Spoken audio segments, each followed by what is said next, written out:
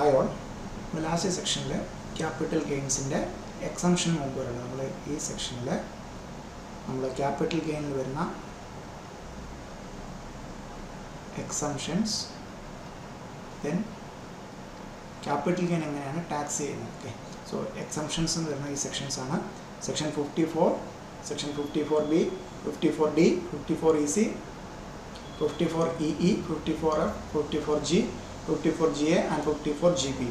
Then 10 subsection 33, 10 subsection 37.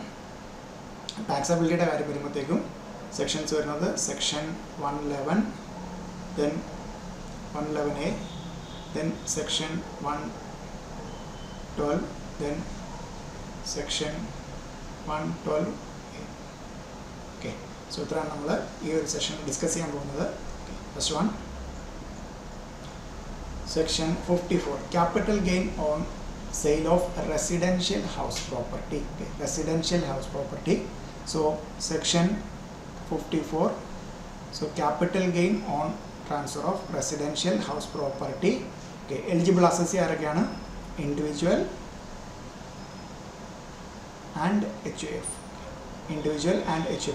Condition: there should be a transfer of residential house property. It must be a long-term capital asset. So, your residential house property in long-term capital asset means a house property building in a long-term period of holding is more than 12 months. Okay, 12 months 24 months period of holding is more than 24 months. 24 months asset long capital asset, long-term capital asset.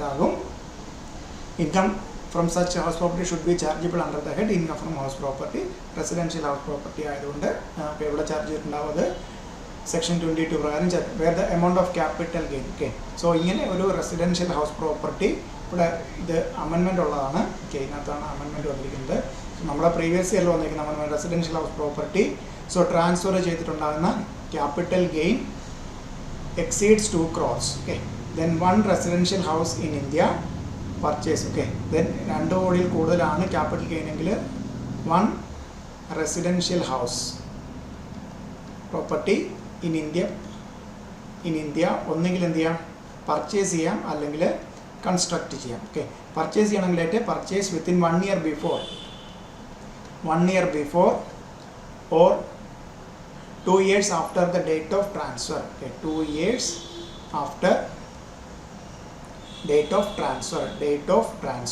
Construction within 3 years from the date of transfer, within 3 years. Purchase 1 വർഷം മുമ്പോ അല്ലെങ്കിൽ 2 വർഷത്തിനുള്ളിലോ, construction transfer 3 വർഷത്തിനുള്ളിൽ.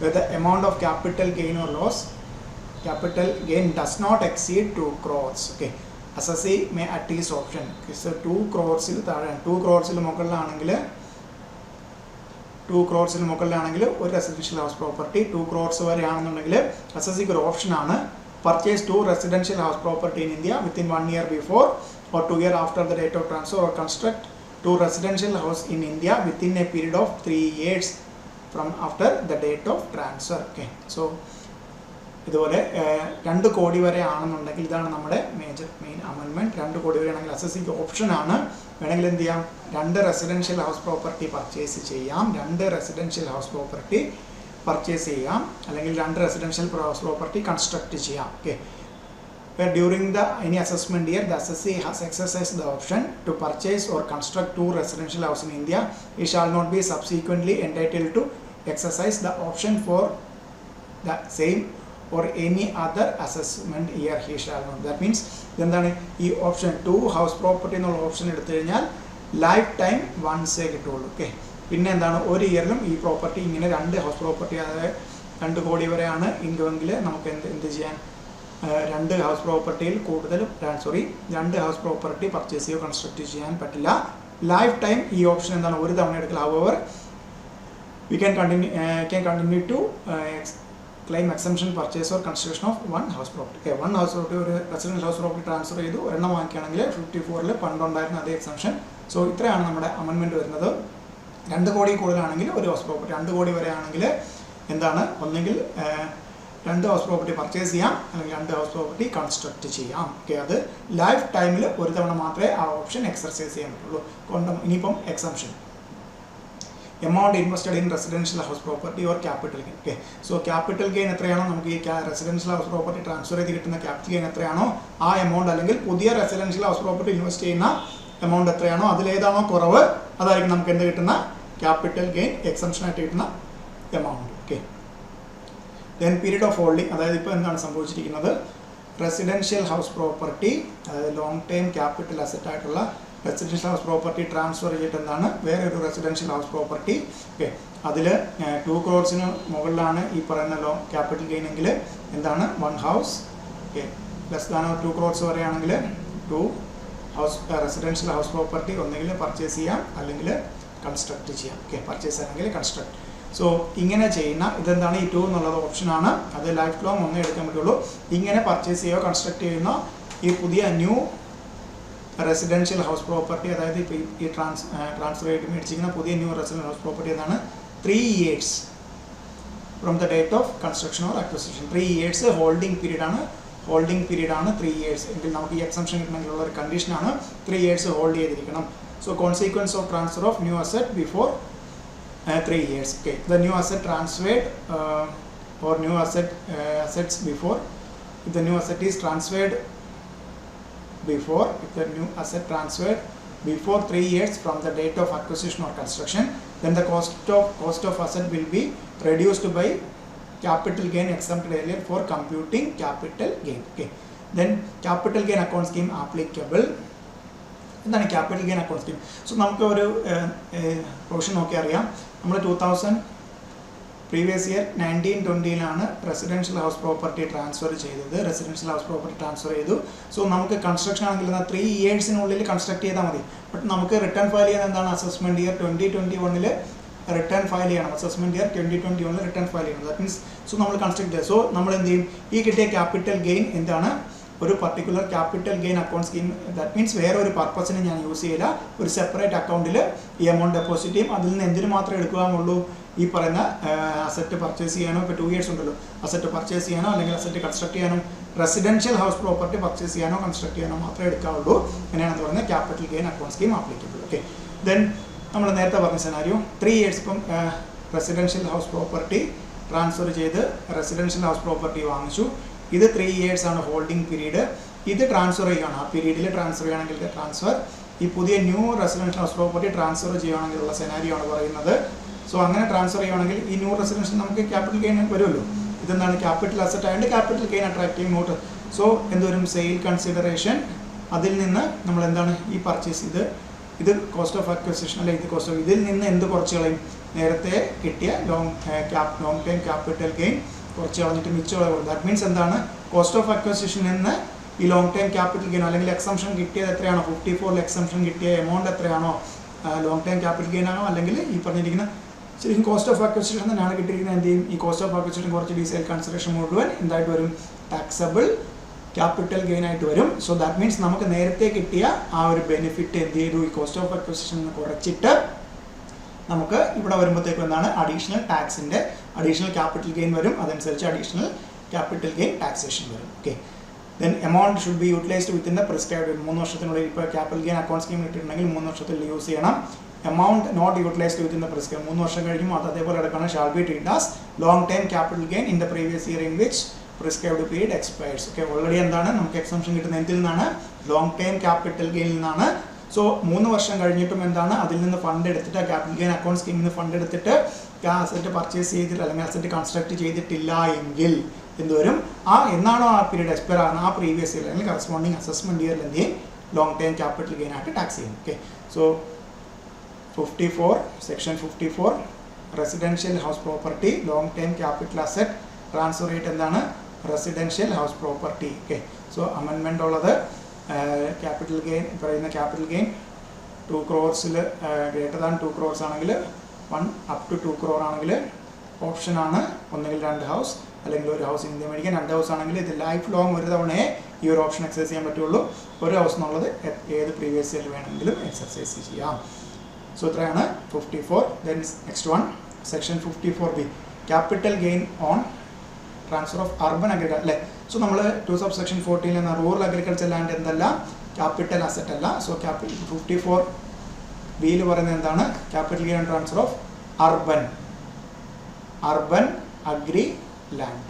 Urban agriculture land ആർക്കൊക്കെയാണ് applicable ആകുന്നത്, ഇൻഡിവിജ്വലിനോ HFനോ. Okay.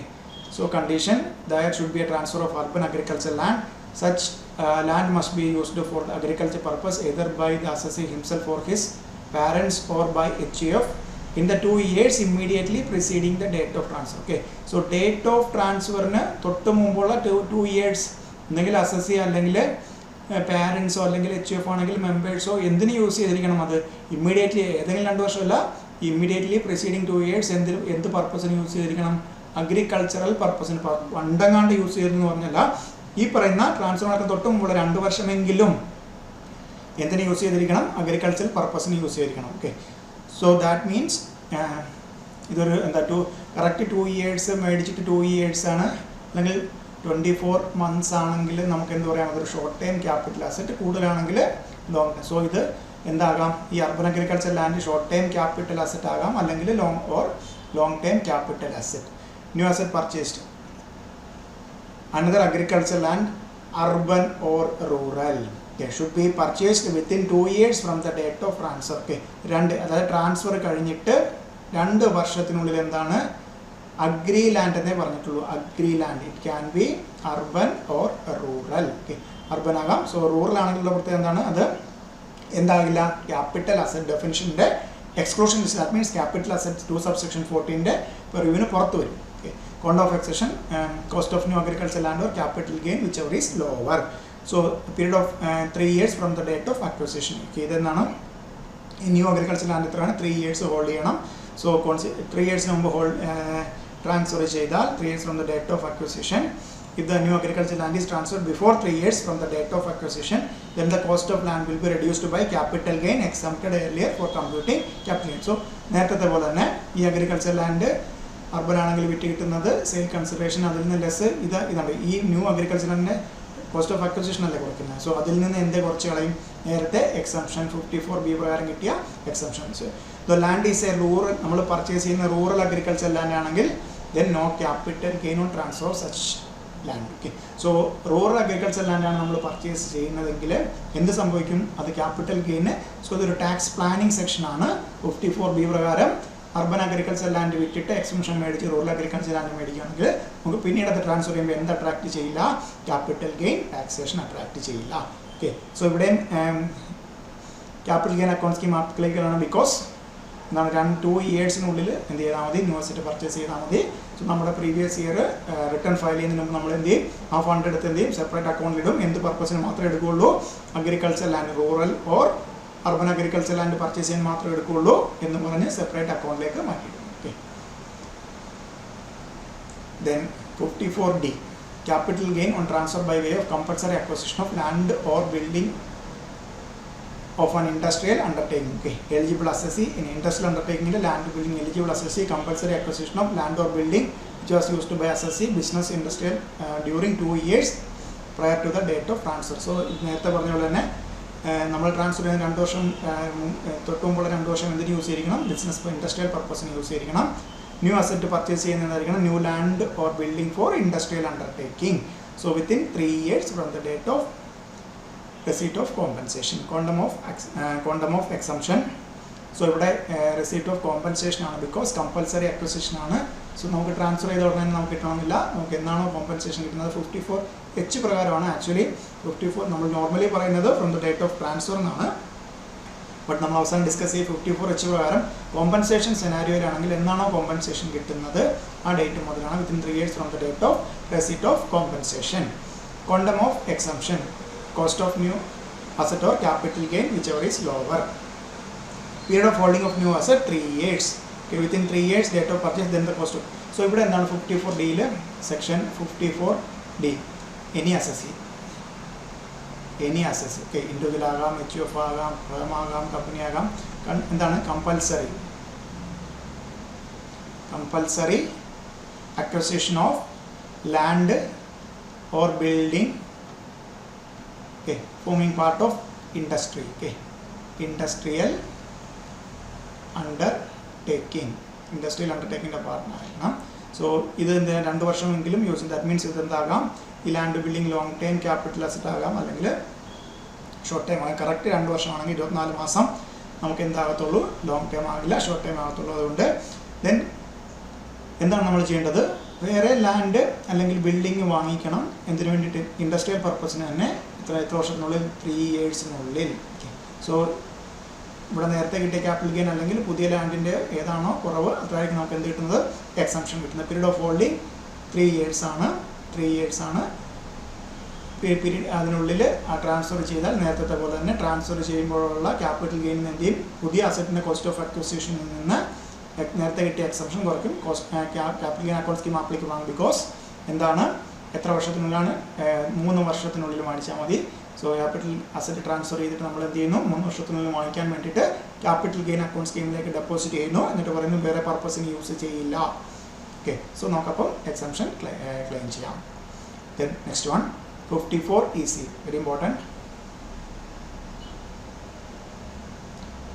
54EC, eligible assessee, any assessee. 54EC, any assessee, that means individual agam, HUF agam, firm agam, company agam. So condition, there should be a transfer of long term capital asset. Okay, land agam, building or both. Okay, long term capital asset. So the capital gain arising from the starter should be invested in specified assets. Okay, within 6 months. Okay, 6 months in ullile specified asset എന്ന് പറയുന്നത് bonds issued 5-year bond, that means 5-year redeem ചെയ്യാത്ത 5-year bonds issued by redeemable after 5 years NHA RECL. Okay, Power Financing Industry Limited, India Railway Finance Corporation Limited, or any other bond notified by central government in this behalf. Okay, by NHA, RECL, Power Finance Corporation Limited, Indian Railway Finance Corporation. So RECL, Power Finance Corporation Limited, or Indian Railway. So Finance Corporation Limited, any other bond notified by central government. Central government notify ചെയ്തിരിക്കുന്ന bonds. So ഇതാണ് എന്ത് വേണ്ടത്, ഈ long time capital asset എന്നുള്ള income നമുക്ക് എന്താണ് 6 മാസത്തിനുള്ളിൽ ഈ പറയുന്ന ഏതെങ്കിലും ഇത് ബോണ്ട് പർച്ചേസ് ചെയ്തിരിക്കണം. എക്സംഷൻ എന്ന് പറഞ്ഞാൽ amount invested in specified assets or capital gain which ever is lower. Okay, ഇപ്പോൾ ഞാൻ ശ്രദ്ധിക്കേണ്ടത് maximum investment during previous year in which original asset transfer or subsequent finance. That means ഇത്രയാണ് maximum 50 lakh വരെ നമുക്ക് എന്ത് ചെയ്യാൻ പറ്റത്തുള്ളൂ, 54EC claim. So long time capital gain ഉണ്ടാകുന്ന 56 lakh ആണെങ്കിൽ നമുക്ക് ഇൻവെസ്റ്റ് ചെയ്യാം. ബട്ട് എന്താണ് 54EC എക്സംഷൻ മാക്സിമം എത്ര കിട്ടത്തുള്ളൂ, 50 lakh. അതും എന്താണ് 6 മാസത്തിനുള്ളിൽ, 6 months. എന്ത് അവിടെ 6 months from the date of transfer. 6 months from the date of transfer. Okay, then violation of condition, new asset is transferred or converted availing loan on security of bond. Therefore, before the expiry of 5 years, the capital gain exempted earlier shall be treated as long term capital gain in the year of violation. Because ഇവിടെ കുറയ്ക്കല്ല ചെയ്യുന്നത്, ഒരു long time Capitals land ആകാം, building ആകാം, both ആകാം. അതിനുശേഷം എന്താണ്, ബോണ്ടാണ് purchase ചെയ്യുന്നത്. 5 വർഷം എന്ത് ചെയ്യും, റെഡീം ചെയ്യാൻ പറ്റാത്തതാണ്. അത് വെച്ച് ലോൺ പോലും അവൈൽ ചെയ്യരുത്. ദാറ്റ് മീൻസ് നമുക്ക് വെറുതെ അല്ല 50 ലക്ഷത്തിന് എക്സംഷൻ തരുന്നത്. 5 വർഷം എന്തായിട്ട് കിടക്കും, ഡെഡ് ലോക്ക് ആയിട്ട് കിടക്കണം. ആ ഡേയിൽ ഗവൺമെൻറ്റിൻ്റെ കയ്യിൽ കിടക്കണം. അതിനനുസരിച്ച് നമ്മൾ അവർ ഇൻട്രസ്റ്റ് എന്തെങ്കിലുമൊക്കെ പേയ്മെൻറ്റ് ഉണ്ടാകാം. ബട്ട് നമുക്ക് എന്താണ് 5 വർഷത്തേക്ക് അത് ഒരു കാരണവശാലും നമുക്ക് തൊടാൻ പറ്റില്ല. 5 വർഷത്തിന് മുമ്പ് ചെയ്ത് കഴിഞ്ഞാൽ എന്താണ് നേരത്തെ എക്സംഷൻ കിട്ടിയത് എന്താവും, ഏത് വർഷമാണോ ഇത് വയലേഷൻ ഉണ്ടാകുന്ന ആ പ്രീവിയസ് ഇയർ ടാക്സ് ചെയ്യും. ഇവിടെ capital gain account scheme not applicable ആണ്. ബിക്കോസ് 6 മാസത്തിനുള്ളിലാണ് നമ്മൾ എന്ത് ചെയ്യേണ്ടത്, ന്യൂ സ്പെസിഫൈഡ് അസറ്റിൽ ഇൻവെസ്റ്റ് ചെയ്യേണ്ടത്. Okay, then next one 54EE. So 2 വർഷം മുമ്പ് അഡീഷണൽ ആയിട്ട് വന്നതാണ്. ഏകദേശം 54EC പോലെയാണ്. Exemption long time capital gain investment notified units of specified bond. ഇവിടെ ഉണ്ട് eligible assessee, any assessee, transfer of long term capital asset. Long term capital asset should be invested in notified specified fund notified by central government in within 6 months. Okay, ഇതും ആണ്. മറ്റേത് long time capital asset land building or both ഉണ്ടായിരുന്നു. ഇവിടെ long time capital asset പറയുന്നുള്ളൂ. Should not be transferred for a period of 3 years. മറ്റേത് 5 years ആയിരുന്നു, ഇവിടെ 3 years ആയിരുന്നു ആണ് എമൗണ്ട് ഇൻവെസ്റ്റഡ്. ബാക്കിയെല്ലാം എന്താണ് അതേപോലെ തന്നെ 50 lakh ആണ് വരുന്നത്. മറ്റേത് എന്തൊക്കെയായിരുന്നു NHA RECL അത് മറ്റേ other specified by central government bonds അത് 5 ഇയേഴ്സിലേക്കാണ് ലോൺ എടുത്താലും എല്ലാം തന്നെ അത് ഇത് വരും. ഇവിടെ 3 ഇയേഴ്സ് ആണ്. ബാക്കി എല്ലാ കണ്ടീഷനും അതേപോലെ തന്നെ. 54 EE exemption of long term capital gain on investment in notified units of specified fund. Okay, then next one very important, 54F. 54F exemption of capital gain in case of investment in residential house. Okay, so 54 ൽ നമ്മൾ residential house property ആയിരുന്നു. എന്താണ് long term residential house property transfer to long term residential house property investment. ഇവിടെ eligible as individual condition there must be a transfer of long term capital asset not being a residential house property. So that means എന്താണ് residential house property അല്ലാത്ത any long term capital asset വേണമെങ്കിൽ എന്താകാം land plot of land വരെ ആകാം. അവിടെ എന്തുണ്ടാകാൻ പാടില്ല, structure ഉണ്ടാകാൻ പാടില്ല. അങ്ങനെ ട്രാൻസ്ഫർ ചെയ്തിട്ട് association should purchase 1 residential house. So within 1 year before or ബാക്കി എല്ലാ കണ്ടീഷനും അതേപോലെ തന്നെ 2 year after the date of transfer. Construction ആണെങ്കിൽ within 3 year from the date of transfer. Within 3 year assessee should not own more than 1 residential house at the time of transfer. അല്ലെങ്കിൽ on the date of transfer assessee should not purchase any other residential house property within a period of 2 years or construction any other house within a period of 3 years. Okay, then quantum of exemption ഇവിടെ ഒന്ന് ശ്രദ്ധിക്കുക.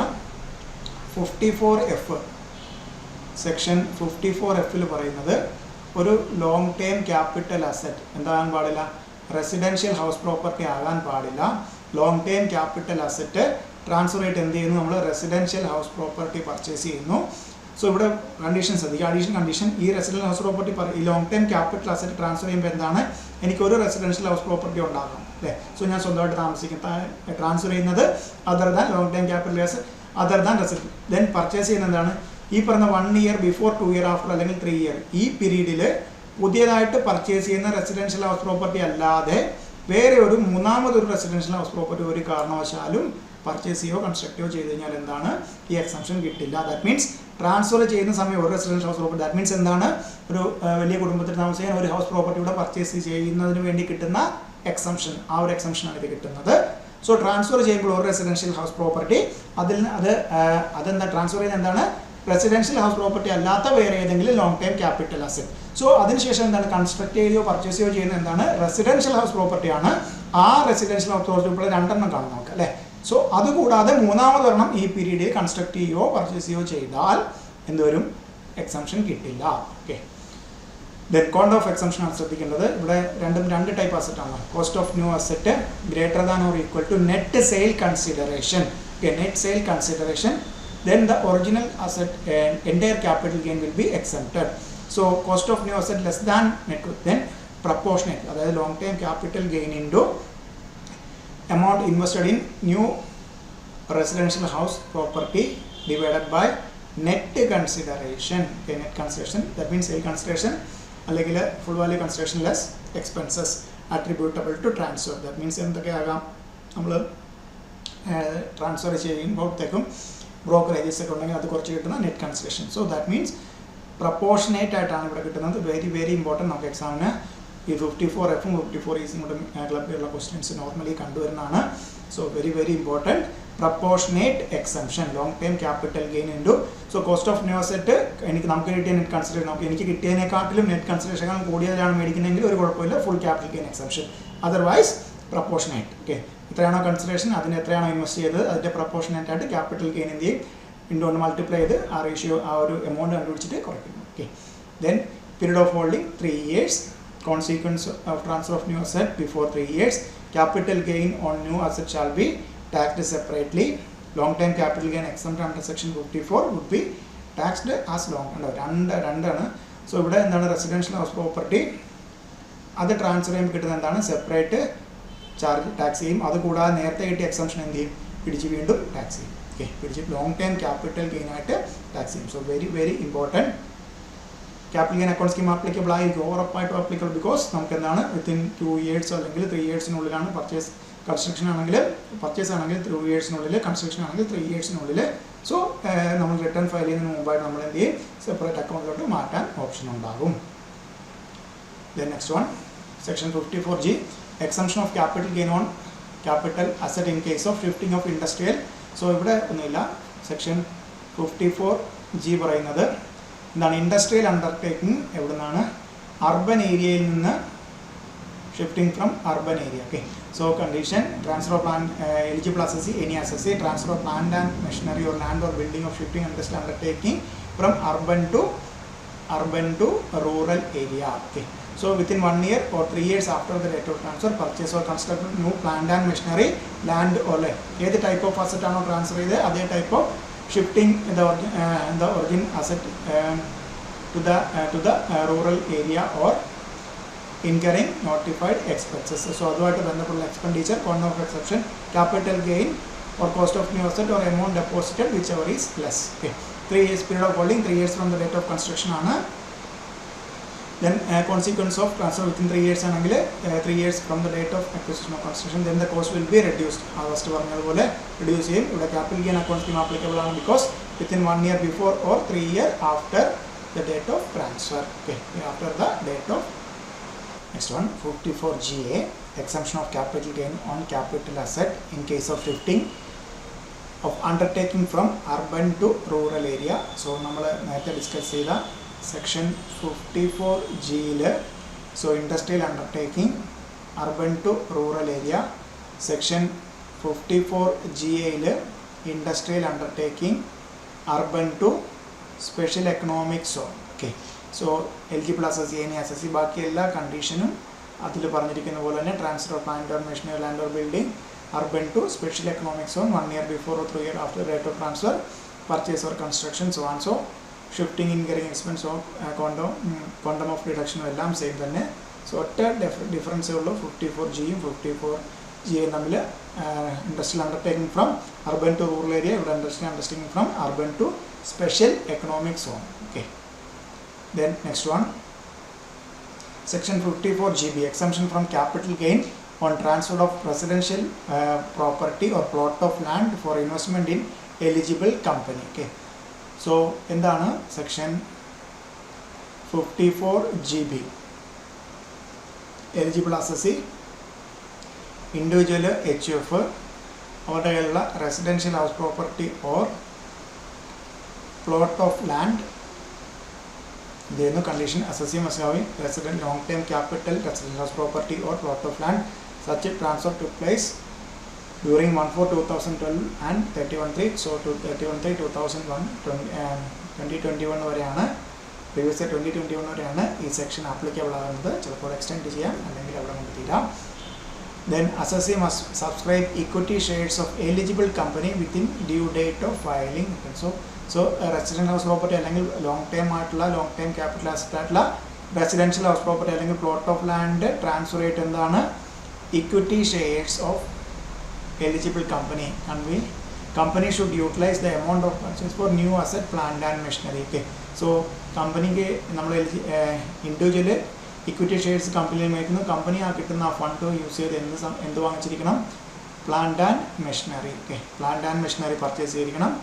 Exemption എന്ന് പറഞ്ഞാൽ capital gain into cost of new plant and machinery divided by net sale consideration. Okay, so period of holding of new asset and equity share. Okay, new asset equity share 5 years from the date of subscription, new asset 5 years from the date of acquisition. Okay, so consequence of transfer within the period of holding. If the equity shares or new asset transferred within 5 years from the date of subscription or acquisition, then the exemption of capital gain will be taxable.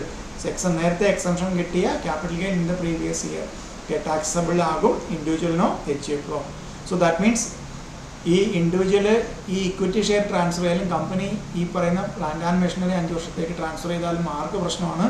ഇൻഡിവിജ്വലിനും HUFിനും എന്താ track ചെയ്യും? നേരത്തെ കിട്ടിയ exemption taxability track ചെയ്യും. That means സ്വന്തം കടപ്പാടം വിട്ടിട്ട് company തുടങ്ങുന്ന ഒരു അവസ്ഥയാണ്. കമ്പനി എന്തെങ്കിലും കാരണവശാൽ ഇത് 5 വർഷത്തേക്ക് ഷെയറും ട്രാൻസ്ഫർ ചെയ്യാൻ പറ്റില്ല, കമ്പനിയും പർച്ചേസ് ചെയ്തിരിക്കുന്ന അക്വയർ ചെയ്തിരിക്കുന്ന പ്ലാന്റ് ആൻഡ് മെഷീനറി ട്രാൻസ്ഫർ ചെയ്യാൻ പറ്റില്ല.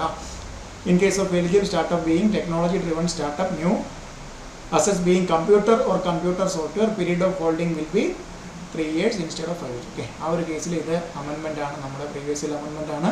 സോ എലിജിബിൾ ഈ പറഞ്ഞ പോലെ startup technology startup driven startup ആണെങ്കിൽ കമ്പ്യൂട്ടറും കമ്പ്യൂട്ടർ സോഫ്റ്റ്വെയറും അസറ്റായിട്ട് എടുക്കും, പ്ലാന്റ് ആൻഡ് മെഷീനറി ആയിട്ട് എടുക്കാം. സോ 5 years പകരം എത്രയാണ്? 3 years ഹോൾഡിംഗ് പീരീഡ് ഉള്ളൂ. ഓക്കെ, Then 54H നമ്മൾ നേരത്തെ പറഞ്ഞിട്ടാണ് in case of compulsory acquisition of original asset if the compensation not received on the date of transfer, then the period available for acquiring new asset of investment capital gain or in capital gain account scheme would be considered from the date of receipt. Okay, so compulsory നമ്മൾ already പറഞ്ഞിട്ടുണ്ടായിരുന്നു compulsory acquisition കേസിൽ so transfer date അല്ല എന്നാണോ compensation receive ചെയ്യുന്നത് അന്ന് മുതലാണ് നമ്മൾ എന്ത് ചെയ്യുന്നത് ആ പീരീഡ് കണക്കാക്കുന്നത്. Okay, then 55 capital a reference to valuation officer. Assessing officer may refer valuation officer capital asset valuation set to valuation officer in the following circumstances. Value asset claimed by assessee in accordance with the registered valuer. Assessing officer is of opinion that the value claimed by variance with, so assessee പറയുന്ന value fair market value ആയിട്ട് vary ചെയ്യുന്നു എന്ന് ഓഫീസർക്ക് തോന്നിയാൽ, so fair market value of the asset exceed the value asset claimed by assessee by more than 15% or by more than 25,000 whichever is. ഇതിലേതിലെങ്കിലും ഇതിനെക്കാട്ടിലും കുറവ് ഇതിലേതാണോ 15% അല്ലെങ്കിൽ 25,000 whichever ഇതിനകത്ത് അത് ഫെയർ മാർക്കറ്റ് വാല്യൂ അത്രയും ഡിഫറൻസ് വരുവാണെങ്കിൽ having regard to the nature of asset and other relevant circumstance, so ഓഫീസർക്ക് തോന്നുകയാണ് വാല്യുവേഷൻ ഓഫീസർക്ക് വിടണം, ആ സർക്കംസ്റ്റാൻസ് വെച്ച് വിടണം എന്ന് തോന്നിയാൽ വാല്യുവേഷൻ ഓഫീസർക്ക് വിടണം. അല്ലെങ്കിൽ ഫെയർ മാർക്കറ്റ് വാല്യൂ വേരി ചെയ്യുന്ന scenario fair market value of asset exceeds the value of asset claimed by assessee more than 15% of asset claimed or more than 25,000 whichever is less. അതിലേതാണോ less അതിനേക്കാളും കൂടുതലാണ് difference എങ്കിൽ എന്ത് ചെയ്യും valuation ഓഫീസർക്ക് refer ചെയ്യാം. Then next one, exemption under section 10 subsection 33 income arising from transfer of capital asset being units of UTI. Okay, exempt ആണ്. Then 10 subsection 37 ശ്രദ്ധിക്കുക.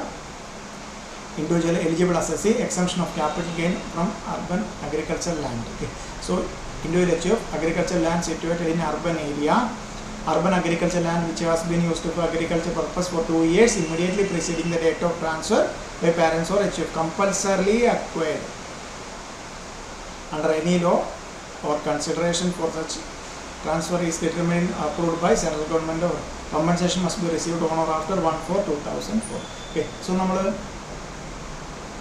Section 54B അതുമായിട്ട് ബന്ധപ്പെട്ട എല്ലാ ഇതാണ് അർബൻ അഗ്രി ലാൻഡ് അർബൻ ആണ്. സോ ഇവിടെ അതുമായിട്ട് ബന്ധപ്പെട്ട ഒറ്റ കാര്യം മാത്രമേ പറയുന്നത്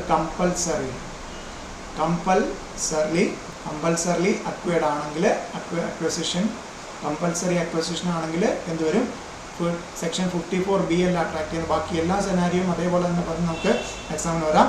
സോ അങ്ങനെയാണെങ്കിൽ എന്തുവരും 10 subsection 37 പ്രകാരം fully exemption ആയിരിക്കും ആ capital gain. Compulsory acquisition. Then tax on capital gain. First one section 111 short term capital gain. Section 111A short term capital gain of equity shares and units of equity oriented fund. Okay, so equity shares units of equity oriented ഫണ്ടിൻ്റെ കേസാണ് any short time capital gain on transfer of equity shares unit of equity oriented fund unit of business trust. Okay, so ഇതും ഈ 3 സെനാരിയോയിൽ short time capital gain ആണ് ഉണ്ടാകുന്നതെങ്കിൽ unit of business ഇന്നത്തെല്ലാം എന്താണ് 12 months equity ഷെയർസിന് listed ആണ് അനുസരിച്ചിട്ട് ഏതാണോ അതനുസരിച്ചിട്ട് വരും. Equity shares unit of equity oriented fund 12 months ആണ്. Shall be taxed at rate 15%, flat 15% ആണ് if STT paid on such sale. Okay, ആ ട്രാൻസ്ഫറിന് അല്ലെങ്കിൽ ആ സെയിലിന് STT സെക്യൂരിറ്റി ട്രാൻസാക്ഷൻ ടാക്സ് പേ ചെയ്തിട്ടുണ്ടെങ്കിൽ ഇങ്ങനെ പറഞ്ഞാൽ in case of resident individual and HUF the basic exemption is not fully exhausted by other income, so resident individual and HUF, so basic exemption limit is not exhausted by other income, then short term gain will be reduced by unexhausted basic exemption limit and only balance will be taxed at the rate 15%. Okay. The benefit of considered 15% is available on transaction taken by in foreign currency recognized stock exchange located in IFSC, even though STT not paid in respect of such transaction. Deduction under Chapter 6A is not available to 111A. Short term capital gain any other case to be taxed in normal slab rate. Okay, so section 111A il നമുക്കൊരു just ഒരു scenario എടുക്കാം. Section salary ഒരു resident individual ആണ്, salary 2 lakh, then 111A പ്രകാരം ഉള്ള short time capital gain under section 111A 3 lakh. Okay, so നമ്മൾ ഇങ്ങനെ ഇത് രണ്ടും മാത്രമേ ഉള്ളൂ എന്ന് വിചാരിക്കുക.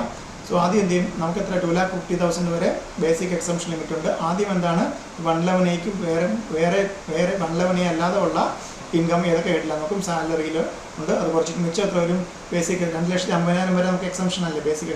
സോ 50,000 മിച്ചമുണ്ട്. ഈ 50,000 എന്ത് ചെയ്യും, ഈ പറയുന്ന 3 ലക്ഷത്തിൽ നിന്ന് ഈ 50,000 കുറയ്ക്കും. ഓക്കെ, സോ അൺഎക്സോസ്റ്റഡ് ബേസിക് എക്സംഷൻ ലിമിറ്റാണ് ഈ 50,000.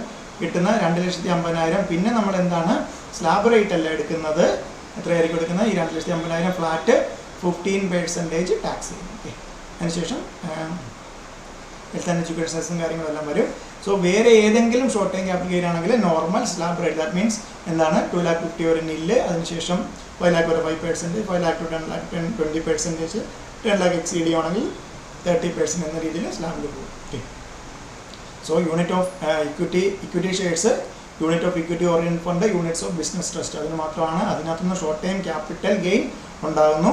എന്താണ് സെയിൽ നടക്കുമ്പോൾ അല്ലെങ്കിൽ ട്രാൻസ്ഫർ നടക്കുമ്പോഴത്തേക്കും എന്താണ് സെക്യൂരിറ്റി ട്രാൻസാക്ഷൻ ടാക്സ് പേ ചെയ്തിട്ടുണ്ടെങ്കിൽ ഇൻഡിവിജ്വലിനോ HUFനോ ആണെങ്കിൽ അൺഎക്സോസ്റ്റഡ്, റെസിഡൻറ്റ് ഇൻഡിവിജ്വലിനോ റെസിഡൻറ്റ് HUFനോ അൺഎക്സോസ്റ്റഡ് ബേസിക് എക്സംഷൻ ലിമിറ്റ് നമുക്ക് എന്ത് ചെയ്യാം, കുറയ്ക്കാം. ദെൻ റിമൈനിങ് ബാലൻസിന് 15% ഫ്ലാറ്റ്. ഓക്കെ, ഇതാണ് section 111A. Then section 112 long time capital gain against അല്ല, long time capital gain other than long time capital gain under section 112A shall be liable to tax. Okay, section 112 വരുന്ന long time capital gain 20% flat ആണ്. In case of resident individual and resident HUF reduced by unexhausted. നേരത്തെ പോലെ തന്നെ long time capital gain അല്ല വേറെ എന്തെങ്കിലും income ഉണ്ടെങ്കിൽ ആദ്യം എന്ത് ചെയ്യും, അത് ബേസിക് എക്സംഷൻ ആയിട്ട് ലിമിറ്റ് കുറച്ചിട്ട് മിച്ചം ഉണ്ടെങ്കിൽ അത് ക്യാപിറ്റൽ ഗെയിനിൽ നിന്ന് റെഡ്യൂസ് ചെയ്തിട്ട് മിച്ചമുള്ള ഏരിയ മാത്രം എന്ത് ചെയ്യും, at the rate 20%. No deduction under chapter 6A deduction ഒന്നും തന്നെ ഇതിനകത്ത് ക്ലെയിം ചെയ്യാൻ പറ്റത്തില്ല. Long time capital gain against ആയിട്ട് ചെയ്യാൻ പറ്റത്തില്ല.